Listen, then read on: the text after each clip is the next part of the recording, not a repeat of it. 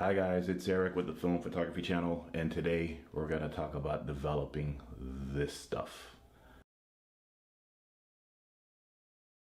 This is the Velvia 50. There's also Fuji Velvia 100, which they're pretty much the same film. But in any case, as you can see, I've got my developing my chemicals here. Now, I just mixed up this batch of chemicals, so I'm hoping for a good outcome with when I develop the film. What's happening here is I've got them heating up to 105 degrees. I checked them before I started the camera, and it was like just over 100, so I'll give it a few more minutes. It should max out at 100 degrees. What I do is I just put hot water out of the tap. As you can see, place the developer and Blix in here. And just to show you, we have this is the first developer. Okay, you're supposed to pre-wash with water, just 105 degree water. All these chemicals are used at 105 degrees. So when when the first developer is new, like this batch that I've got here now, you can use this, the instructed time here, 6.5 minutes for the first developer. As this is actually 1 liter, although this is a 2 liter. These are 2 liter bottles. It's just 1 liter. They're only half full. The 1 liter kit is only good for 8 rolls. And if you're using like 120 film, a bigger roll, you count those as 2 rolls. So you don't get a whole lot out of these, and they expire on their own if you don't use them for a while. And I'll tell you that a big problem that people have with developing Velvia, and some of the fails that I've had, the epic failures that I've had developing Velvia, has come from not the exposure of the film, but the chemical development process. That's why I wanted to make this video. I've done a video on C41. C41 I could do in my sleep. It's very easy to me because I've been doing it so long. But I've had a lot of failures with with really bad results from Velvia, and I was always thinking, man, I didn't nail the exposure, or I missed something else. But when I really examined it, it's not the nailing the exposure as much as it is that I didn't correctly process the chemicals. I had a really bad result from a roll that I took about a week ago. As you can see, this is basically just mud. You just can't really see anything through it, but upon closer inspection, you actually can. It's going to blow out the camera light there, but you see the photos actually there. And if you look at it up close, it looks like it's actually properly developed. Let me try to turn this down a little bit. Let's see. Yeah, you see that, guys? The photos are there. But if you look at it without such a powerful light, then you got this. And the scanner is, obviously the scanner light is not strong enough to shine through that. But if it were, you actually would get a proper exposure, okay? Or you would get a good photo, because if you look at it through the loop with that strong light, everything's there. The pictures, I remembered it, the detail and everything. But if the scanner tries to expose for this dark slide, it comes out just muddy and horrible, and it looks like you did something wrong when you took the picture. But in fact, didn't do anything wrong when we took the picture. It's just I didn't develop it correctly. Okay, so the reason that that roll didn't come out is because I had some chemicals that were had been used previously for several rolls. In my estimation, because some of them were 120, I probably did every bit of 8, maybe 9 rolls. But it says here in the instructions that you need to multiply your first developer only. The second developer in the Blix is you don't have to alter the time, but you multiply a factor of 1.04. It gives an example here: 6.5 minutes times 1.04 is 6.75 minutes, still at 105 degrees, but in this case it'll be 6 minutes and 45 seconds. And using this math, I probably should have been developing on the first developer, probably should have been around 7 minutes and 20, 30 seconds, somewhere in there. So that was my mistake, and I just wanted to make that point because a lot of people think, oh my God, if you don't nail the exposure in Velvia, you're gonna have a horrible result. So I actually went out and retook, I went on my bike ride, and I kind of retook some of the same photos. I went out to the MLK Memorial. I started in Old Town Alexandria. It was about a 25-mile bike ride, so I really enjoyed it. We had a nice little break in the weather. It's been raining for the last few weeks.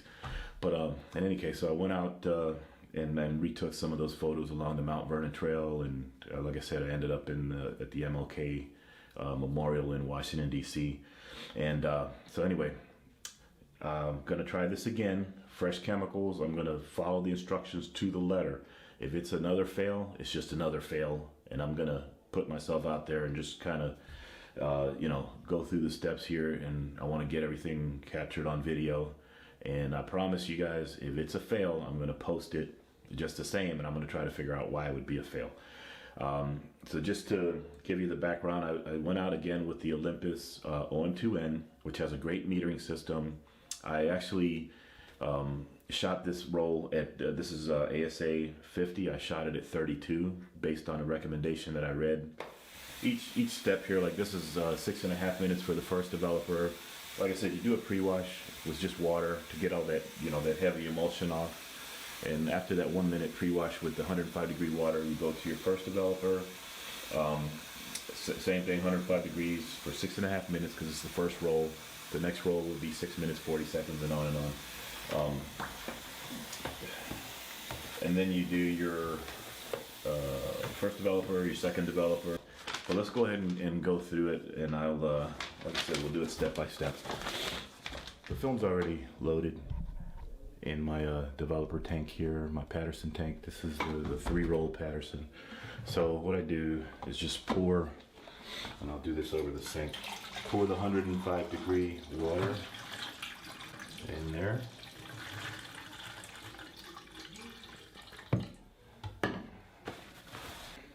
Set a timer for 1 minute. Your timer is set for 1 minute. And that's just how I do it. It's just easier. Just tell Siri, my British version of Siri. So my 1 minute is up, and you'll see here when I pour it out, you'll see what I'm talking about. You see how just kind of knock some of that off. Now this is, but as it says there, pre-wash 1 minute, which we just did. Before the first developer, and then the first developer for 6.5 minutes at 105 degrees. Okay, we verified it's 105 degrees, and I'll tell you guys, one thing that I've done in the past is I've actually added the first developer without pouring the water out, which completely ruined my chemicals. It was C41, so I was actually able to save it by just increasing the development time because it was full of water. But just kind of be real methodical and try to remember that. This is the last inversion, and we're ready to dump the chemicals back into the container. And you always make sure that this is nice and your funnel has been washed out, and make sure that this top here, before you use the next chemical, to also rinse this out. And this is regardless of process, C41 or E6 or whatever. Try to not cross-contaminate your chemicals. Okay, so there's my timer. The next step per the instructions is to rinse 7 times, to fill it 7 times. So we'll go ahead and do that. It says quickly. Okay, got here labeled as the second developer. That's pretty much, same. All right.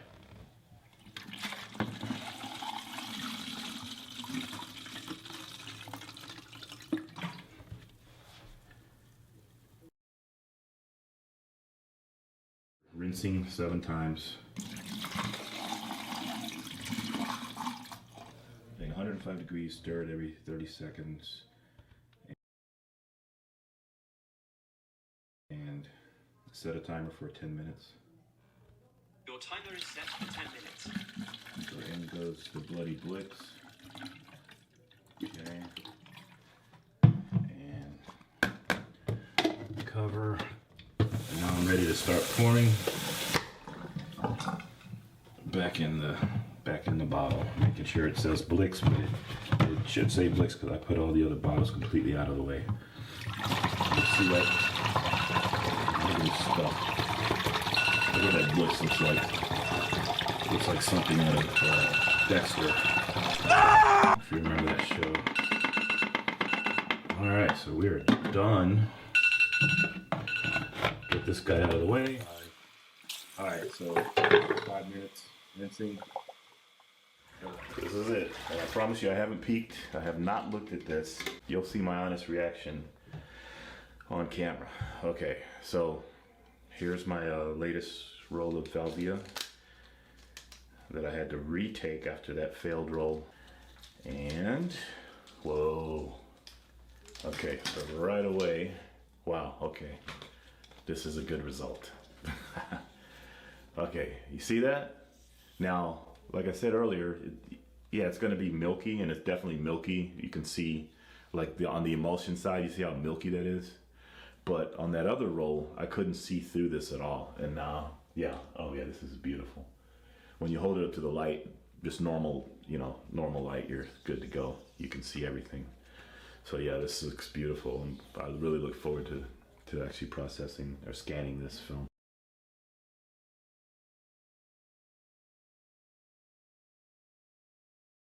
So I'm happy. So lesson learned there is that don't blame it on the camera. Don't blame it on yourself in terms of, you know, not nailing the exposure with the Velvia when you're using Velvia 50.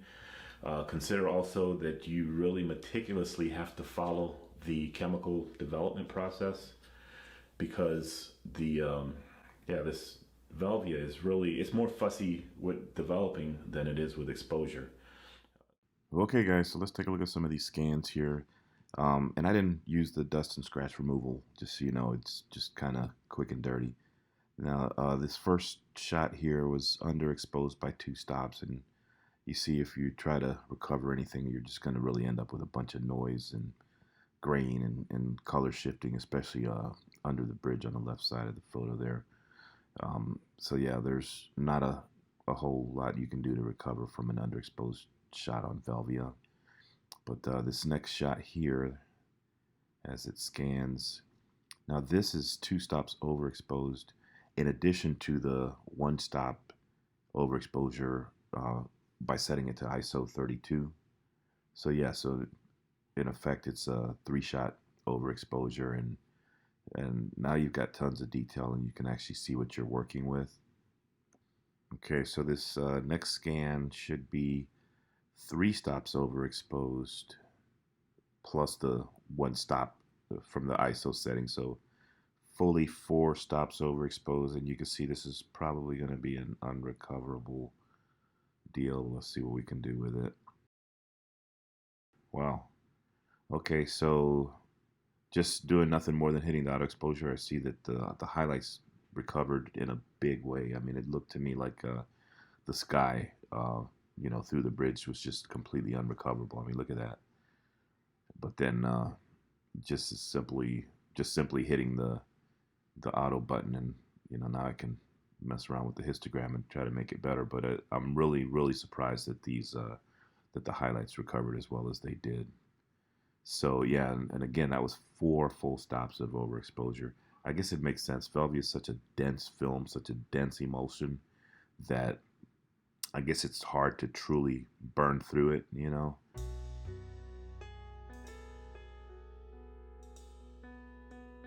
Alright guys, so this is the remainder of the roll, and these were all shot at ISO 32 with no additional overexposure. And as you can see, especially on that shot of the bridge there, everything's pretty much crushed in terms of the shadows, just showing no detail. I mean, that horse was brown, okay, it wasn't anywhere near that dark. Yeah, and the young man's jersey there was the Patriots jersey, so it was blue. Yeah, you know, true to form, the highlights held up. The MLK Memorial statue is pretty bright in broad daylight, you know, on a sunny day. So the highlights were definitely intact, but the shadows were just crushed. Okay, so what I'll do next and this will be another trip, another roll of Velvia. We're gonna see what a roll will look like shot at 2 stops over, compensated.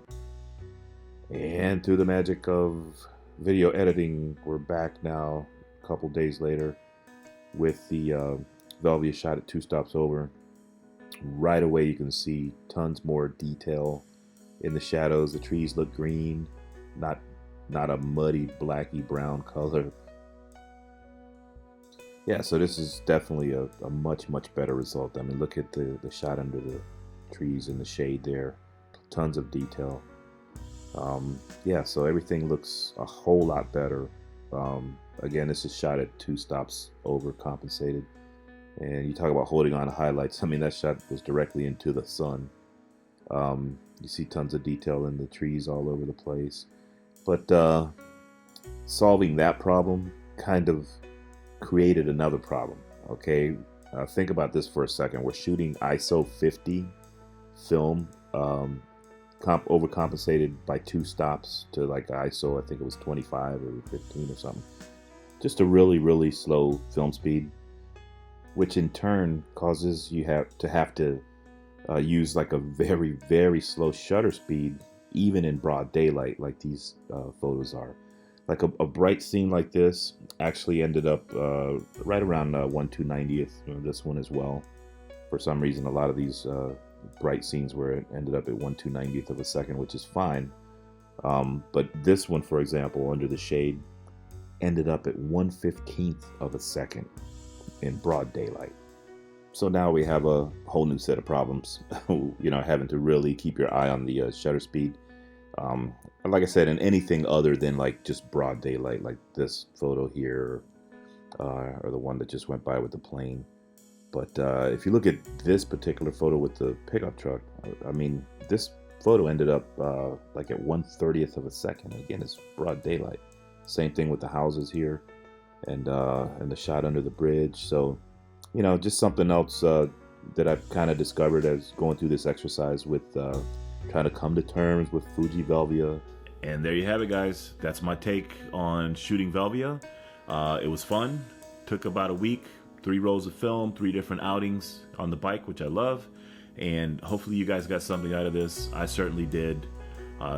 Thanks for tuning in. I'm getting a lot of comments and likes, and I really do enjoy the interaction with the people that tune into the channel. So please like and subscribe.